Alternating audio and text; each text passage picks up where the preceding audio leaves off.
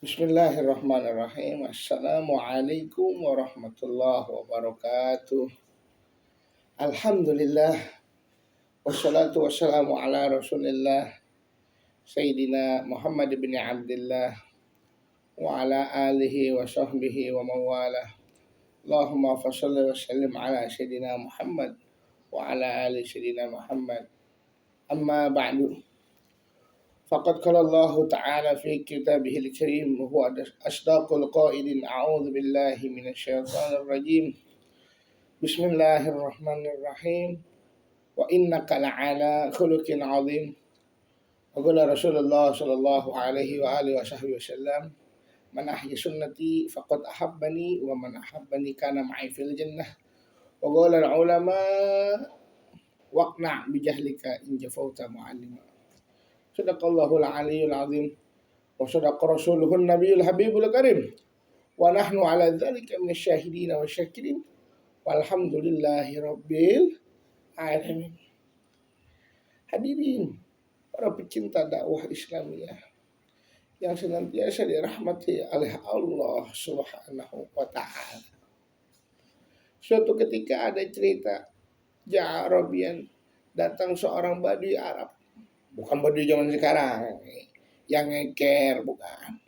Badui seorang Arab datang kepada Rasulullah Shallallahu Alaihi Wasallam. Seorang badui itu datang kepada Rasulullah, langsung nanya sama Rasulullah, mata sa'ah, wahai Rasulullah, kapan hari kiamat? Rasulullah kaget, tercengang. Datang-datang biasanya kita menanya tentang perihal kepentingan yang apa yang kita inginkan, tapi ini nanya untuk kedepannya, mata sa'ah, kapan hari kiamat? Lalu Rasulullah bertanya balik kepada orang badui itu, ma'ada talak, apa yang telah ente persiapkan? Lalu seorang badui itu menjawab, hubbullah wa hubbur rasulih. Yang telah aku persiapkan apa? Aku mencintai Allah dan mencintai Rasulullah Sallallahu alaihi wasallam. Apa kata baginda Nabi? Anta ma'aman ahbabta, engkau akan berkumpul bersama orang yang engkau cintai. Dalam riwayat lain, almar'u ma'aman ahab, seseorang akan berkumpul bersama orang yang dicintai. Kalau kita cinta sama Nabi Muhammad, kalau kita cinta dengan para ulama, kalau kita cinta dengan para guru-guru kita, insya Allah nanti di akhirat kita akan berkumpul dengan mereka. Tapi sebaliknya, kalau kita cinta dengan para artis, kalau kita cinta bukan orang yang cinta dengan Nabi Muhammad, kalau kita cinta bukan orang yang cinta dengan syariat Nabi Muhammad, maka kita akan berkumpul dengan mereka. Oleh karena itu, kalau kita benar-benar cinta sama Nabi, kita buktikan cinta kita kepada baginda Nabi Muhammad Sallallahu Alaihi Wasallam. Bagaimana cara membuktikannya? Yaitu dengan menghidupkan sunnah Nabi Muhammad Sallallahu Alaihi Wasallam. Sebagaimana Nabi Muhammad Sallallahu Alaihi Wasallam bersabda, "Man ahya sunnati, barang siapa yang menghidupkan sunnahku, faqad ahabbani, maka ia telah mencintaiku. Wa man ahabbani, dan barang siapa yang telah mencintaiku, kana ma'i fil jannah." Kata Nabi, orang yang telah mencintaiku, maka ia bersamaku di surga-Nya Allah Subhanahu wa taala.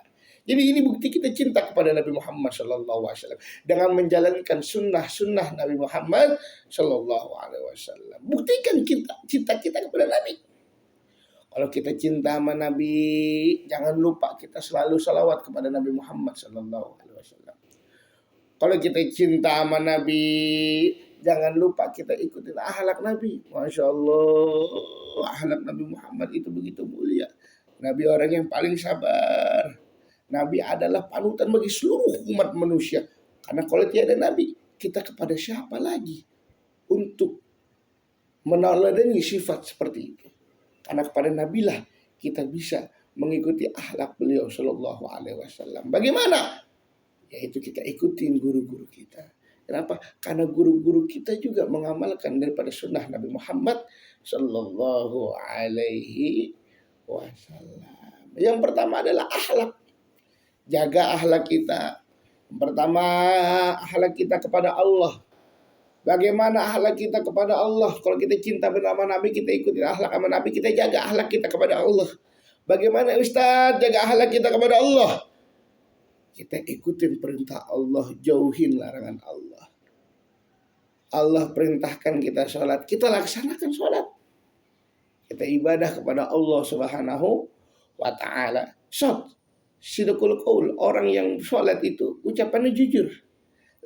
Latiful qalbi, orang yang sholat itu hatinya lembut. Tarikul ma'asi, orang yang sholat, Masya Allah, dia pasti akan meninggalkan maksiat.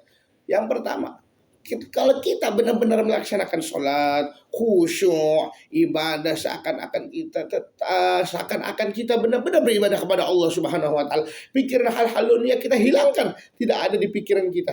Yang hanya di pikiran kita adalah kekhusyuan ibadah kita kepada Allah Subhanahu wa ta'ala. Maka kita akan mendapatkan 3 keuntungan. Apa Ustadz? Yang pertama, sidqul qaul, ucapannya jujur. Yang kedua, hatinya lembut. Yang ketiga, dia pasti akan meninggalkan maksiat. Kenapa? Karena itu yang akan dia dapatkan ketika dia benar-benar melaksanakan sholat. Kalau di dalam diri kita ada yang salah, ada yang cacat, dalam arti masih ada yang kurang, berarti ada yang salah dalam sholat kita. Oleh karena itu, kita dianjurkan untuk menjalankan, diwajibkan bagi diri kita untuk menjalankan perintah Allah Subhanahu wa ta'ala. Ini bukti akhlak kita kepada Allah Subhanahu wa ta'ala. Yang kedua, akhlak kita kepada Rasul. Bagaimana akhlak kita kepada Rasul? Kita jaga Nabi Muhammad.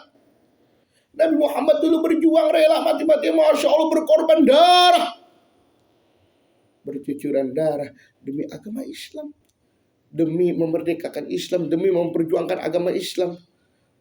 Sekarang kita tinggal ikutin doang sunnahnya Nabi. Masya Allah. Dulu Nabi sampai lawan kaum kafir Quraisy. Masya Allah, perang Badar, perang Uhud, memperjuangkan agama Islam. Tugas kita satu, melanjutkan estafet beliau.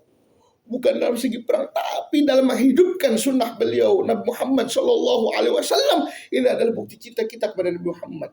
Makanya ini adalah yang diutamakan akhlak kita kepada Rasulullah SAW. Kalau kita ingin mengikuti akhlak Nabi Muhammad, jaga akhlak kita.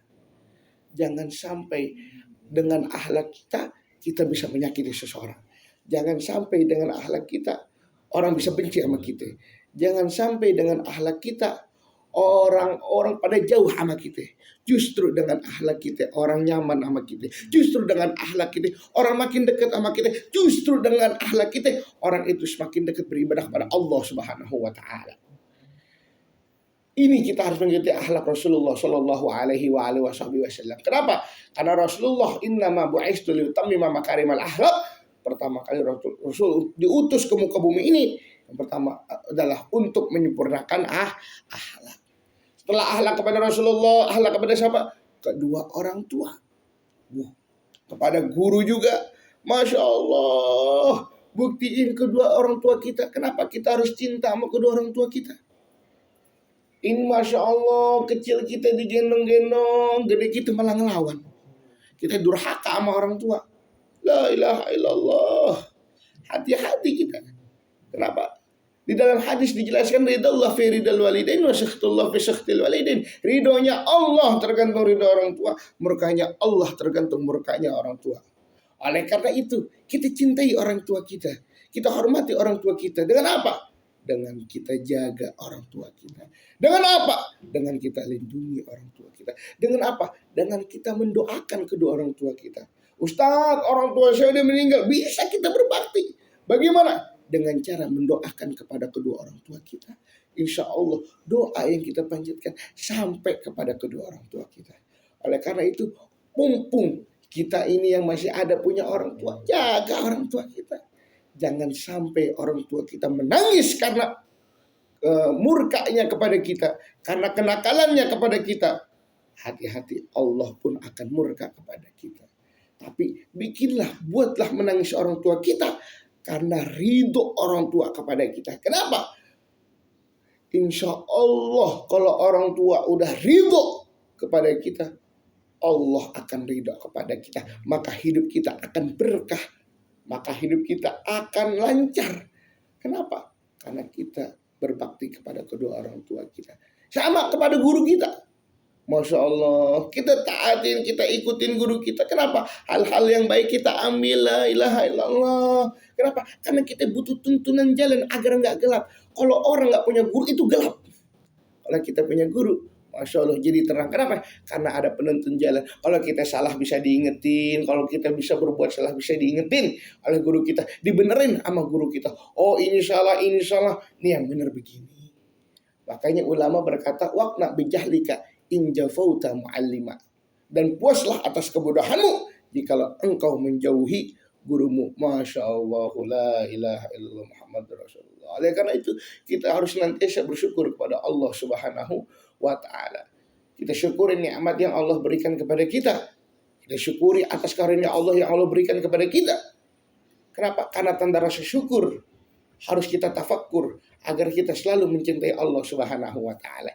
Jangan sekali-kali kita tidak bersyukur sebagaimana Allah berfirman dalam Al-Qur'an, la in syakartum la azidannakum wa la in kafartum inna adzabi lasyadid. Jikalau engkau tidak mensyukuri nikmatku, jikalau engkau mensyukuri nikmatku, maka akan aku tambahkan nikmat kepadamu. Jikalau engkau tidak mensyukuri nikmatku, maka azabku sangatlah pedih.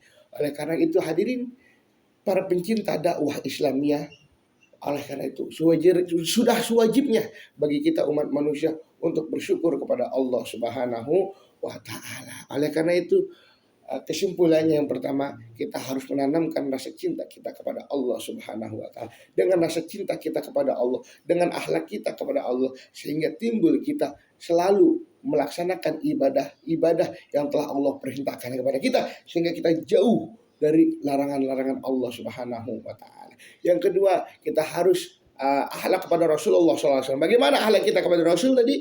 Kesimpulannya yaitu kita menjaga sunnah-sunnahnya, kita jaga akhlak kita sama orang tua, sama tetangga. Biar apa? Biar tidak ada orang yang sakit dengan akhlak kita, biar tidak ada orang yang benci dengan akhlak kita.